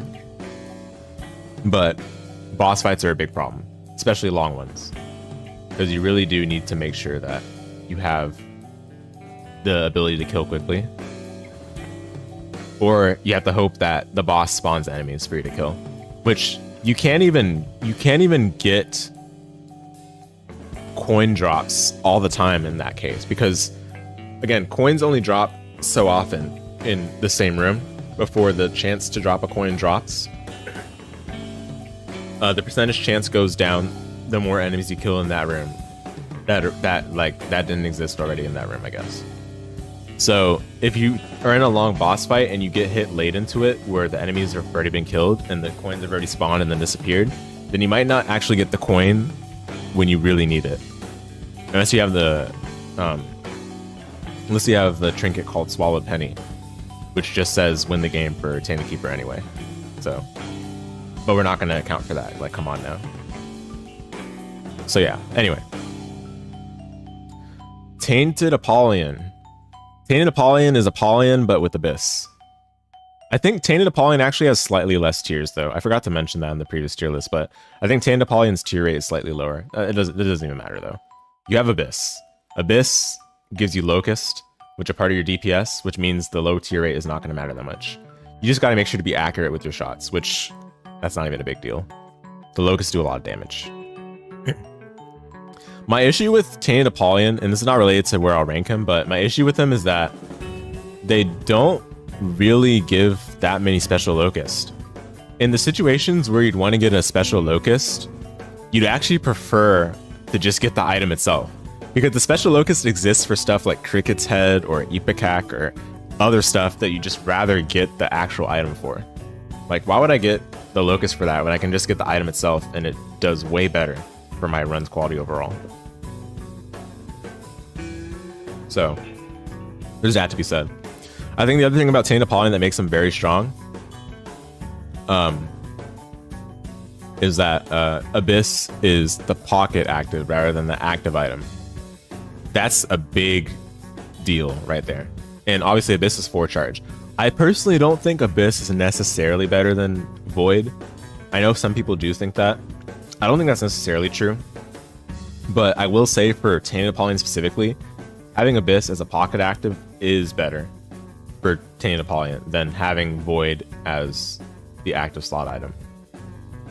So, there's that to be said. But yeah, otherwise, yeah, really strong. Tainted Forgotten. Tainted Forgotten, I don't know. I think this character is also hard to rank because he doesn't really play the game the way most characters do. Which is a problem because you don't have a way of scaling in the same way that other characters are built to. And that's the way the game is built for as well. You scale through additional items that you collect. Each item has impact on your run, which is not true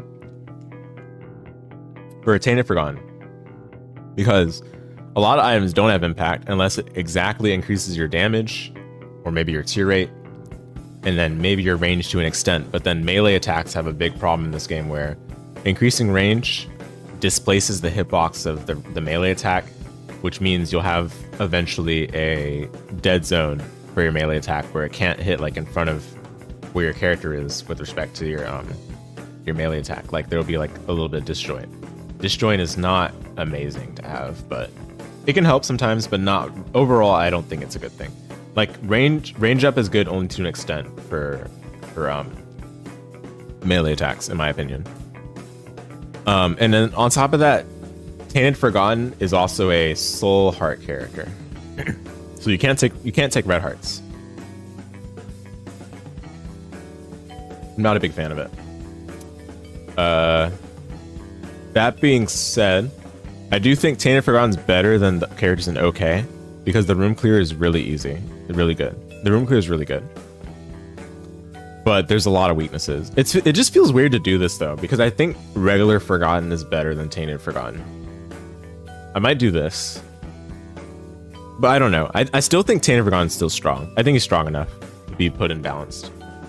But I definitely think that if I had to rank these, which I won't rank them in order, but if I had to rank them in order, I definitely think regular Forgotten is better. It's just an issue because you can't scale. You don't scale linearly, so to speak, with Tainted Forgotten. Like what I mean by linearly is like each item improves the quality of your run. Not the case for Tainted Forgotten. For Tainted Forgotten, the things that increase the quality of your run are damage, tiers to a lesser extent, range to a lesser extent, and health. And that's it. Like, not much else really matters. Movement speed, maybe. Movement speed is nice, I would say, actually, because it allows you to dodge better, because you do have to dodge a lot with this character. When you chuck your dead weight Forgotten, you got to be able to move back to it or move around enemy tiers or paths that they take. But since you have flight, you know, movement speed is not as important necessarily, but movement speed is still good, I would say. It's just that you're not improving the quality of a run as much per stat compared to like other characters. So I think it's balanced to a severe extent. I think something that would improve Tainted Forgotten a lot more is him having his birthright inherently. The birthright is basically you get the pocket active called Recall, which returns the deadweight forgotten back to you. I think that would improve things a fair bit. But that's just my personal opinion. I don't know why they didn't just do that to begin with, but whatever. Tainted Bethany. I know we talked about health being king in this game, but this is one character where I think the fact that she's a soul heart character matters very little. She's up there. She's right there. She is game warping. And it's not just because of Lamagaton, it's because of how blood charges are so strong for her, starting with Lamagaton. And simply due to the fact that red hearts are so common, red hearts are found all the time. So red hearts are always going to turn into active item value, which it's not like you need to find an active item and then like, oh, like once I find an active item, it's good. Or once I find a good active item, it's good. No, you already start with an active item that's good with blood charges. Lamagaton is perfect. It's just like, I don't know. It's a marriage made in heaven for Bethany specifically. Tainted Bethany, that is. I genuinely think that Lamagaton sees its like full potential with a character like this with blood charges. And it's not because of the items that you're getting. It's because of the fact that you get to repeat it in the rooms that would potentially be good in over and over. And the fact that Lamagaton is also Wisp, it's protection too. Like, yeah, soul hearts are not always great because you can't like also have red hearts, but it doesn't matter for this character because Lamagaton's also giving you the protection that's like effective health. And it's good protection. I think Lamagaton's protection is a bit more sturdy and durable than Book of Virtues. It feels like it at least. Like Lamagaton genuinely has very high durability on the Wisp. And I guess it has to because it's giving you items, right? I do believe that she gets less stats from items though. Tainted Bethany does, but that's like, come on now. That doesn't even matter. Tainted Bethany is game warping. Every run with her is broken, silly easy. It's not at all far-fetched to say that she can win with just what she has already. Basically just Lamagaton blood charges. All you really need with her is health. And even then, like, not that much health. Because Lamagaton is protecting you. Like, she is one of those characters that can win without any items. Without any other items, I should say. Very strong. Is she one of the best characters in the game? Sure. I mean, again, I don't think the difference is significant. If the character's game warping, they're game warping. But I do think that Tainted Bethany is easier to win with than Tainted Eve. Tainted Eve is a bit harder to play when you start out with her. So her floor is a little bit higher. Tainted Bethany has a very low floor. Like, a baby could pick her up and win runs with her. Same with, like, Tainted Isaac and Lazarus.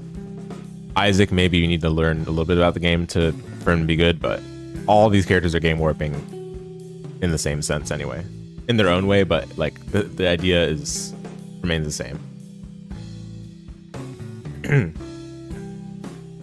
Okay, we're getting on the final stretch here, guys. We've got Tainted Jacob and Tainted Lazarus left. Tainted Jacob, I'm gonna put him in severe weakness. This might be kind of a hot take, but I know that Tainted Jacob can take health, but the fact that as soon as you get touched by Dark Esau, you turn into the Lost with no mantle is just horrendous most of the time. Obviously, when you do it on purpose to take devil deals for free, that's a different story. But then again, you cannot get hit a single time for the rest of the floor. Otherwise, you just immediately die, no matter how much health you have. So the fact that he can take any form of health is nice because it at least gives you a buffer to intentionally take damage from regular enemies in order to prevent yourself from taking damage from Dark Esau if necessary. Or, you know, if in the case that your Anima Sola isn't up, it allows you to face tank, right? A little bit more. But it becomes a problem because it restricts your movement in a lot of rooms. There are certain rooms, I've been trying to find a way to describe this, but basically there are certain rooms where your movement is heavily like horizontal or vertical in that room. Exactly. No diagonals whatsoever.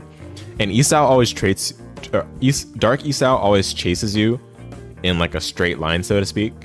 That is, if you enter a room, you can only enter a room from cardinal directions, right? So when you enter a room, Dark Esau will come approach you, right? From the direction that he charged from initially, right? But if you're in a room that's strictly horizontal or strictly vertical in terms of the cardinal directions, then you won't be able to have Dark Esau like rush at you from an angle, which means that you don't have space to actually dodge him. You legitimately, like, there's a room layout I'm thinking of right now. I wish I had like an exact video example right now, but I don't. I apologize, but I'm sure you guys know what I mean if you play this game. But there's a room layout in caves that has 4 boom flies, and it's like literally just one vertical stretch of walkable ground, and then the rest of it is just gapped. It's empty. And the 4 bloom flies start from the corners.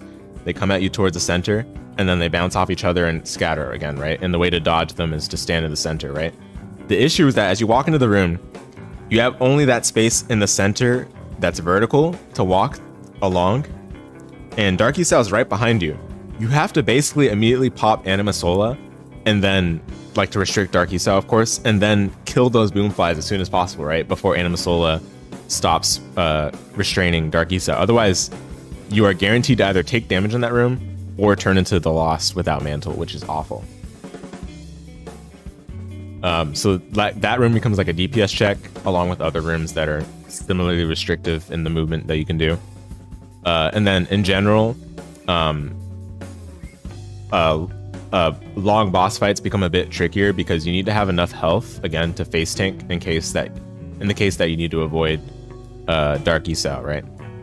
But that being said, I do think Tainted Jacob is stronger than both the Lost and Tainted Lost because he can still take health. Even though he doesn't have flight inherently, he can still take health, and he can turn his Lost form as a optimization measure for utility, like, you know, getting double deals at the end of your floor, picking up flight locked items. Those all are part of utility that you can make use of as part of his run, and you have to do it. Knowing the risk in mind, right?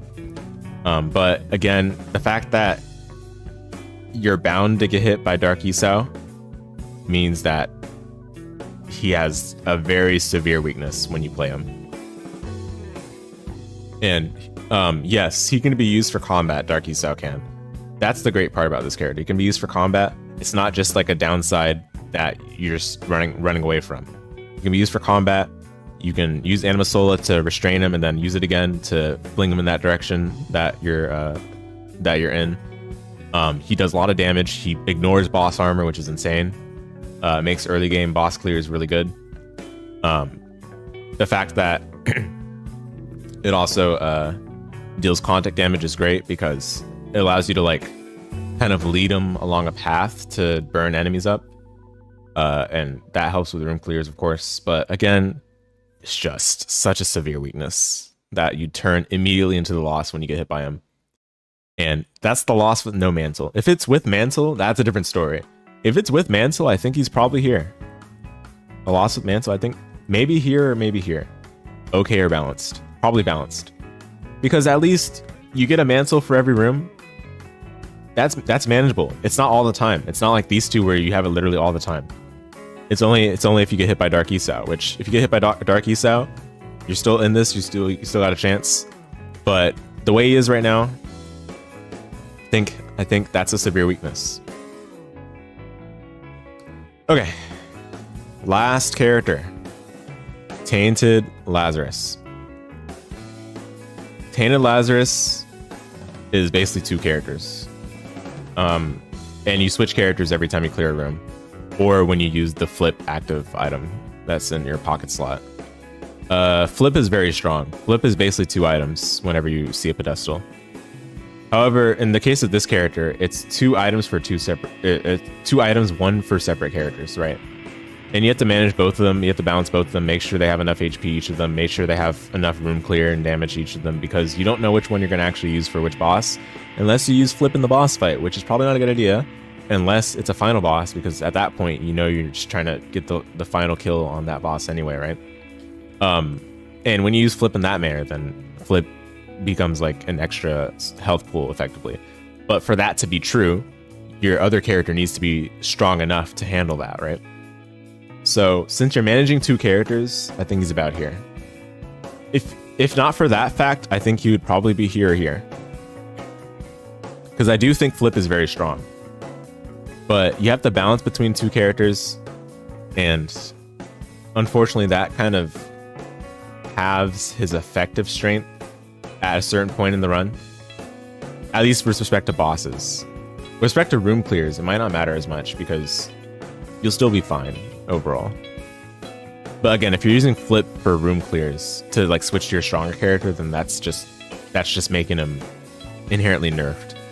Because Flip is supposed to be used for, I shouldn't say supposed to be, but Flip is well used for getting more items, which unfortunately means you're going to be splitting them between the two characters anyway. Regular Tainted Lazarus and Dead Tainted Lazarus, right? Thankfully, Flip is not in the active slots and the pocket slots, so that helps a lot. But still, whenever you switch characters, it switches your actives, switches your trinkets, switches your consumable, so it's like, you know, you still have to balance things the way you intend to. And it makes like fighting Beast a little weird because you have to drop the Fool card in the mom fight, and then make sure like you don't pick it up during the mom fight. Otherwise, when you switch back, you're stuck. Unless you go into the devil room or the deal room and it has enemies in there or something that you can fight so that you can switch back as a room clear. Or if you have Flip charge, which again, horrendous position to be in. But if you have Flip charge, then you can use that to go back to your character that has the Fool card held. But that makes the Beast goal a little bit awkward. And then there's also a little bit of an issue with him going in the mirror for Mother. I don't know if it's a bug because I can't tell, but it seems like when you clear a room, sometimes you'll switch into, sometimes you won't be the Lost anymore, but you'll actually be a regular character inside of the mirror. Yes, that means without flight. And I can't tell if that's a visual bug or not, and I'm kind of too scared to see if it is, because you know, in the case of a real run, what if you die? What if you still die when you take 2 hits, but you just don't have flight? Like, that's awful, right? But anyway, and like, realistically, I think he's balanced. I think it's a perfect definition of balance, because you're splitting your items between 2 characters effectively, but Flip is compensating for that by giving you 2 items whenever you would get an item using Flip, theoretically, if you're optimizing him properly. Okay. This is pretty good, I would say, to rank all the characters in the game by my opinion on their strengths. We can go through them again. The best characters in the game, the ones that are game warping, being Isaac, Lazarus, Tainted Isaac, Tainted Eve, Tainted Bethany. I think that's pretty representative. You could throw in Azazel, but again, I don't think Azazel's game warping. I think Azazel just has really good early game, and that's it. And it's clear that rooms were not designed with Azazel in mind, but I don't necessarily think that means he's game warping.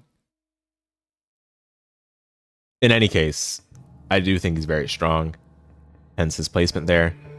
Apollyon, strong. Tainted Magdalene, very strong indeed. Tainted Blue Baby, I'm still pretty solid on. Feel good about it. Tainted Lilith, Tainted Apollyon, I think we're good on those. Strong. Magdalene, Cain, Samson, Lilith, Tainted Judas, Tainted Samson, Tainted Azazel. I think these are all representative. These are basically just base characters for the most part. Characters that are pretty bare bones, basic, vanilla. You know, babies can play them, but you know, they're not like they're not characters that carry super hard, but they're good. They're good. They're consistent and they're good. Balanced. These characters are strong and weak. They have something about them that excels. They have something about them that's a little bit worse to deal with, such as Judas, who starts with 1 heart, Blue Baby, who has only soul hearts, regular Eve, who doesn't really have anything good for some reason. I don't know. Like, I guess movement speed, I guess. I don't know. It's just like, I mean, but she's fine. It's not like she's bad. Forgotten, who has a good early game with a melee attack, but you have to worry about the fact that your health pool is cut in half, and whenever you use the soul, your movement is a little bit impaired. Bethany, who can't protect deals without like rotten hearts or bone hearts or mantle, or having a way of dodging attacks while she has red heart containers that are exposed, but she's strong otherwise, right? Tainted Forgotten, who doesn't scale very well, or doesn't scale as well as other characters do in the game. And then Tainted Lazarus, same idea, but flip is strong, basically. That's really it. And then OK tier, Keeper, who doesn't have real health, has coin hearts, which don't count, but can play sacrifice as well, and can pay for devil deals using coins. That helps a lot. Jacob and Esau, who has 2 times the hitbox of other characters. But that's about it. I mean, everything else but Jacob and Esau is strong, which is why I'm like kind of tempted to put Jacob and Esau unbalanced. But I'll leave him here. I think double the hitbox is worse than the downsides of the other characters in balance. Tainted Keeper, strong runs, but again, health is very limited. But I don't think it's a severe weakness as the ones in actually severe weakness, which, yeah, if you don't have health, or if you have a way of instantly dying no matter how strong your run is, then that's pretty rough. I guess Tainted Keeper could go here too. But Keeper being an OK and Tainted Keeper being in severe weakness feels wrong. Because again, I think Tainted Keeper is better than Keeper. The ones I'm unsure about, I'm still unsure.